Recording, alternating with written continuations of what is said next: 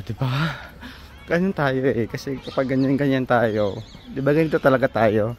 Di ba? Nakakatawa dito guys. Ayan. This is Agra Fort. Ayan. Grabe yung mga ano dito, mga fortress dati talaga. You know, but they are, you know, building this para ano siya. It's a symbol of power naman talaga kapag may mga ganitong ano dati, mga ganitong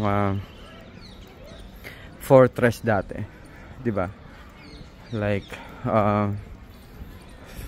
10th century, 11th, 12th, 13th, 14th, 15th, 16th centuries, like gano'n. Na ang main ano lang talaga dati, ang main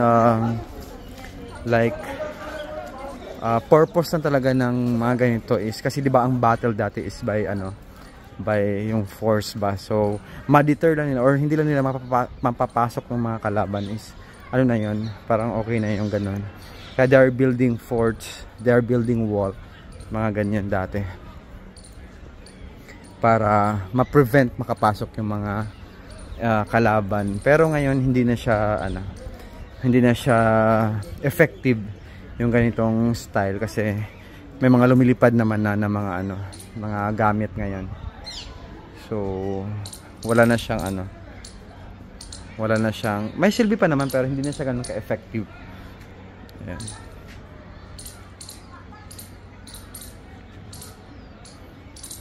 Ayan. Punta tayo dito sa loob. Wow. Kita nyo yan? Akala nyo yun lang, di ba? Pero ito, tingnan nyo. See that? Kita nyo yan? Ayan. Akala nyo lang.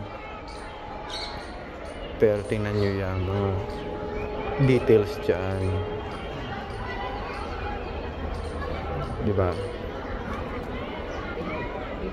Ayan yan. Kita nyo yan.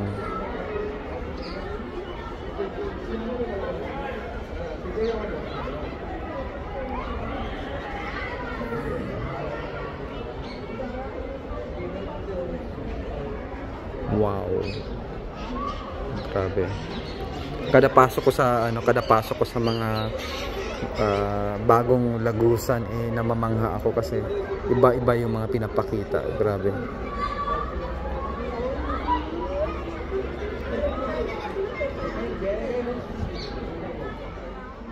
Diba? Yan yan oh. Akala ko kanina yun. Pero ito pala. Ang dami-dami pang kailangang i-ano dito, i-explore dito.